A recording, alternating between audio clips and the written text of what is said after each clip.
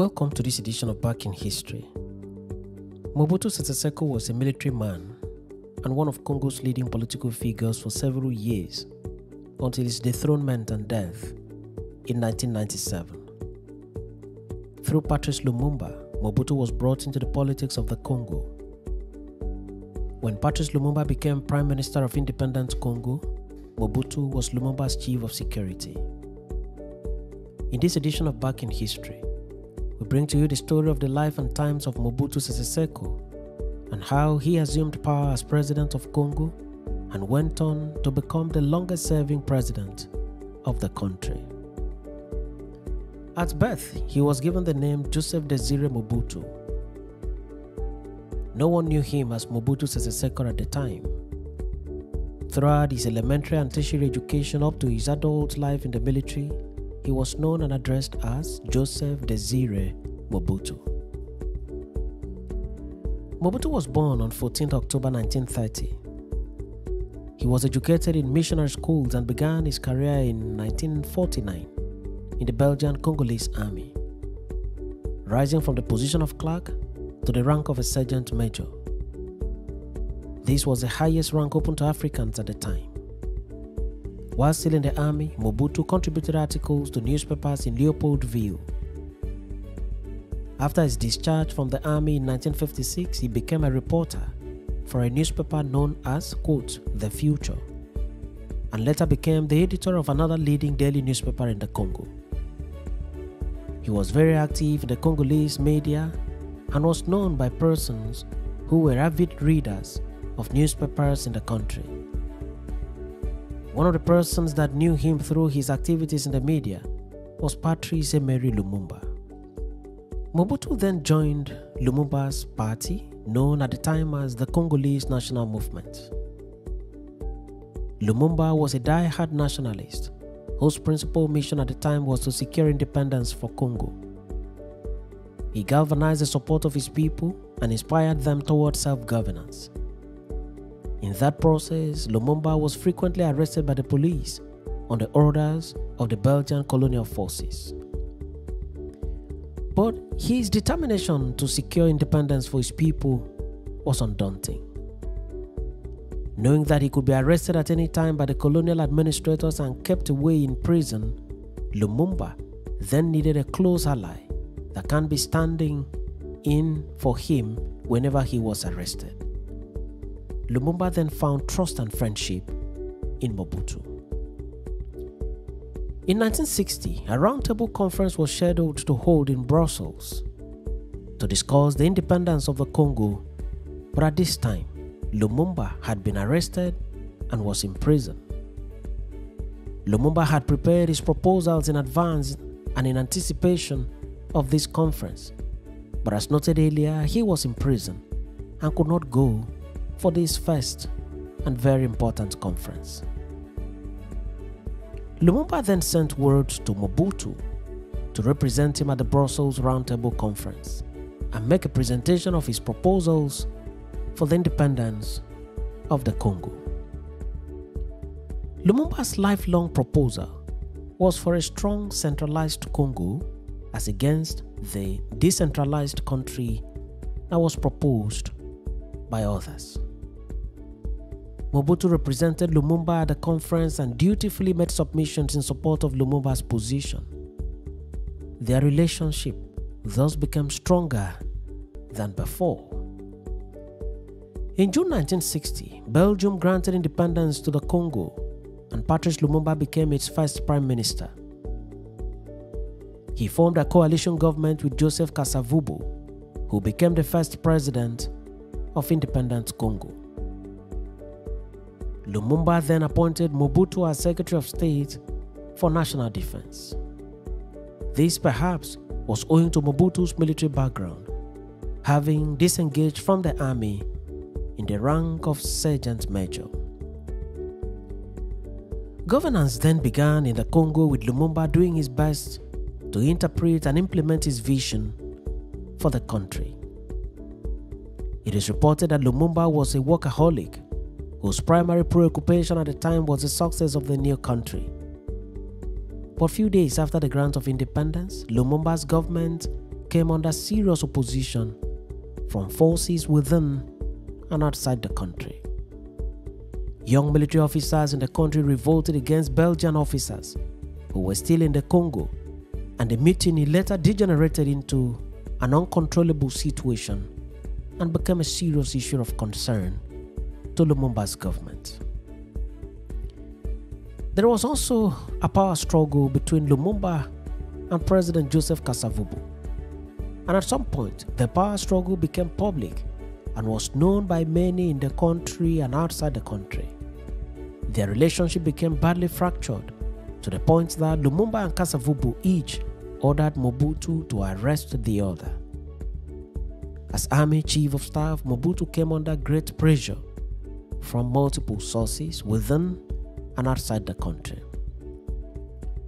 Still in this early phase of the life of the young country, the mineral-rich Katanga region of the Congo was taken over by dissident forces who chose to run Katanga as an independent entity, not accountable to Lumumba and the government at the center.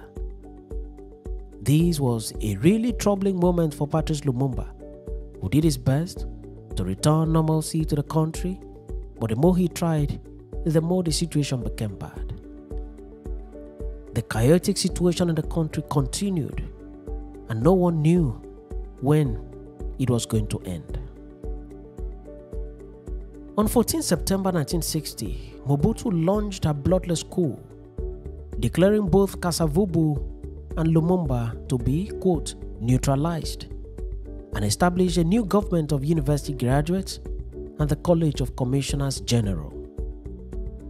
As would be expected, Patrice Lumumba rejected this action, but was forced to retire to his residence, where United Nations peacekeepers prevented Mobutu's soldiers from arresting him. Lumumba was placed under house arrest and later arrested and flown to Thysville military barracks, Camp Hardy, where he was detained and poorly fed on Mobutu's orders. On 17 January 1961, Lumumba was flown to Elizabethville, where he was brutally beaten and tortured by Katanga officers. He was beaten together with two of his associates that were arrested with him. Lumumba was later driven to a lonely road, tied to the stake, shot and killed, together with these two associates of his. Patrice Lumumba was well loved by several persons in the Congo, and his assassination was greeted with wide condemnation and protest from all over the Congo, several countries in Africa, and several other countries in Europe. A jewel of inestimable value had been killed, and the Congo was never going to be the same again. Many believe that Mobutu bore some responsibility for the death of Lumumba, who was arrested by Mobutu's troops and flown to Katanga, where it is believed he was killed by Congolese or Katangese troops on the orders of Mobutu. Mobutu, however, denied any involvement whatsoever in the death of Patrice Lumumba. The country remained under the leadership of Mobutu Sese Seko for an interim period, and in February 1961, Mobutu turned over the government to Joseph Kasavubu. Recall that Kasavubu served as president when Patrice Lumumba served as prime minister. Kasavubu then made Mobutu commander-in-chief of the armed forces. As commander-in-chief, Mobutu reorganized the army. In 1965, after a power struggle had developed between President Kasavubu and his prime minister Moise Tombe, Mobutu removed Kasavubu in a military coup and officially announced himself as the new president of the country. No one thought at this stage that Mobutu was going to hold on to power for years, running into decades. Mobutu consolidated himself in power and took complete charge of the country. He had zero tolerance to opposition, he was a military man, and indeed, he ruled the military way. In the course of his regime, he advocated strongly for Pan-Africanism. Embarking on a campaign of pro-African cultural awareness, Mobutu began renaming cities that reflected the colonial past, starting on 1st June 1966. Leopoldville became Kinshasa, Elizabethville became Lumumbashi, and Stanleyville became Kisangani. In October 1970, he renamed the country as the Republic of Zaire. He ordered the people to change their European names to African names, and priests were warned that they would face 5 years imprisonment if they were caught baptizing any child of Zaire with a European name. Western attire and ties were banned. In 1972, in accordance with his own decree of a year earlier, Mobutu renamed himself and became known as Mobutu Sese Seko Nkuku Mbendu Waza Banga, meaning, quote, the all-powerful warrior who, because of his endurance and inflexible will to win, goes from conquest to conquest, leaving fire in his wake, end of quote. Around this time, he dropped his military uniform in favor of what would become his signature image: the tall, imposing man carrying a walking stick while wearing an abacus, thick-framed glasses, and leopard skin hat. He received great commendation from several parts of Africa and from Africans in diaspora for his disposition towards the promotion of the African culture. It has been reported that Mobutu, in the course of his governance of the country, attempted to soften the military nature of his regime by filling a number of government appointments with civilians. But his rule was still governance by a military man. It was not a democracy by its finest definition. Unlike in a democracy, Mobutu was in power without end. Soon, he began to receive opposition from several quarters, especially from Congolese in diaspora who were far from his reach. They repeatedly called for return to civil rule and for Mobutu to allow for entrenchment of democracy in the country. The inexplicable assassination of Patrice Lumumba in Katanga region by forces said to be loyal to Mobutu was also a constant topic in the opposition movement against Mobutu's regime. University professors and students also mounted stiff opposition against Mobutu. Ethnic groups that had played decisive roles in the previous government also opposed his regime. He also faced continuing threats to his life, especially from forces from the mineral-rich Katanga region. Mobutu remained defiant and continued in power. In 1970, he was re-elected into the presidency in what was interestingly a one-man contest. In 1977, he was again re-elected. These elections were not free and fair, but all attempts to stop him from perpetuating himself in power proved abortive. He sought to build popular support through his movement of the revolution, which until 1990 was the country's only legally recognized political party. Mobutu became a friend of the West and enjoyed huge financial support from them. At this time, he had succeeded in transforming himself from a military head of state to a civilian head of state.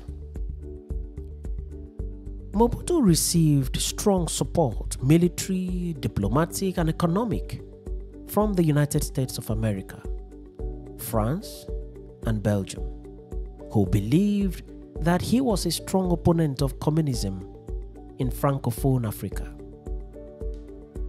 He also built close ties with the government of the apartheid South Africa, Israel, and the Greek junta. From 1972 onward, he was also supported by Mao Zedong of China, mainly due to his anti-Soviet stance. The massive Chinese economic aid that flowed into Zaire gave Mobutu more flexibility and enabled him to avoid going to the International Monetary Fund for assistance. The mineral resources of Congo also raked in huge sums of money for his government.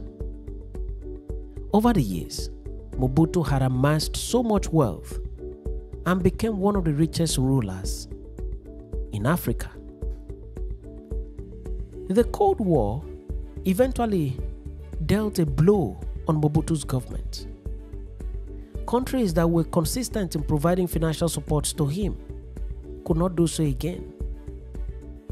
Mobutu no more had abundance of cash to run the Congo as he used to have.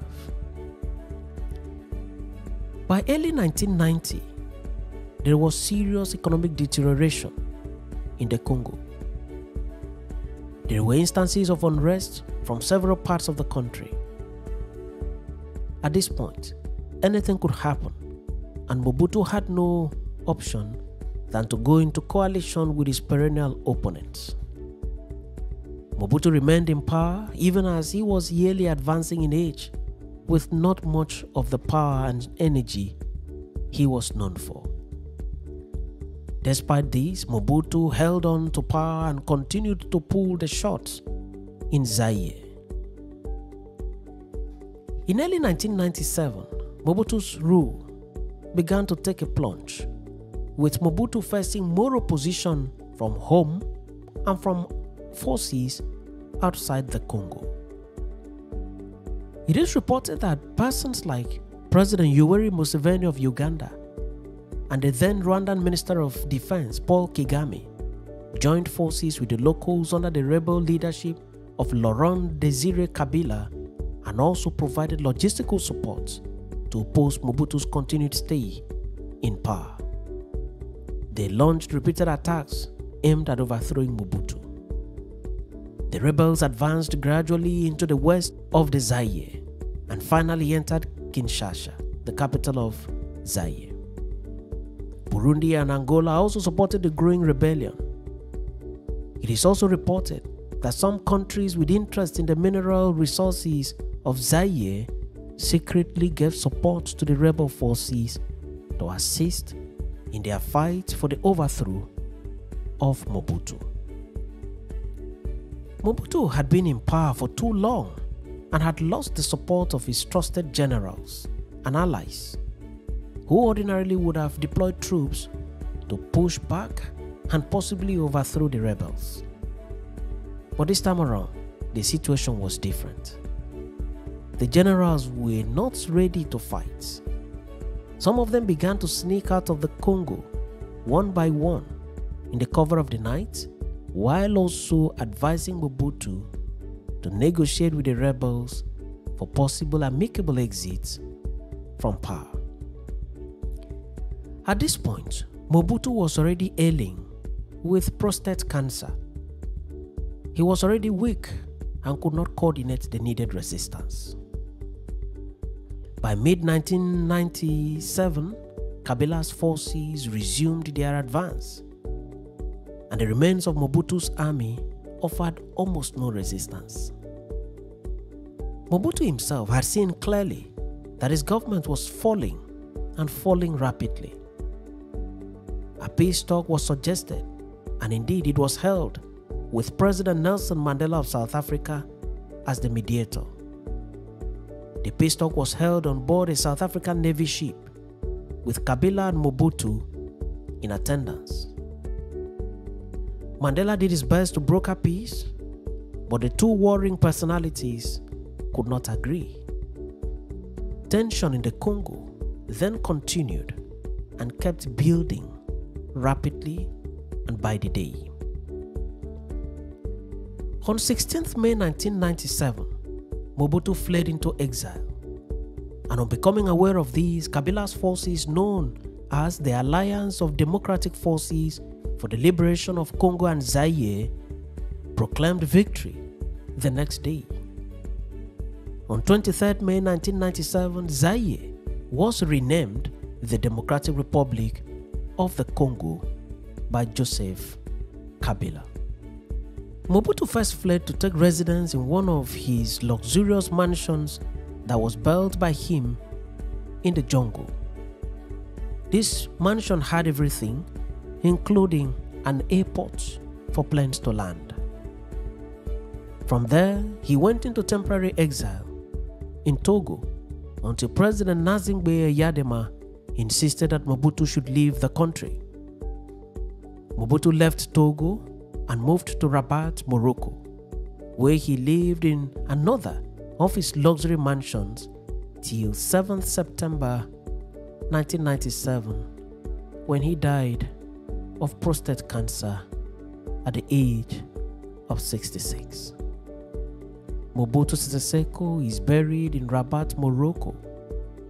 In 2013, the Congolese government announced plans to have his body returned to the Democratic Republic of Congo for a burial, but his body till this day still remains in Rabat, Morocco. Mobutu Sese Seko was married twice. He married his first wife, Maria Antoinette, in 1955. Together, they had 9 children. She died of heart failure on 22nd October 1977 in Switzerland at the age of 36. At that time, Mobutu was still very much in power, and Maria died as the First Lady of Zaire. On 1st May 1980, Mobutu married his mistress, Bobby Ladawa, on the eve of a visit by Pope John Paul II, thus legitimizing his relationship with her in the eyes of the church. Mobutu also had children with Bobby. Mobutu was a Pan-African leader and a one-time chairman of the Organization of African Unity. He was loved by many of his people and also loved by several of his allies in Europe and America. He was also hated by many. Thanks for watching this episode of Back in History, and do remember to subscribe to the channel or follow the page for regular notifications on every new video.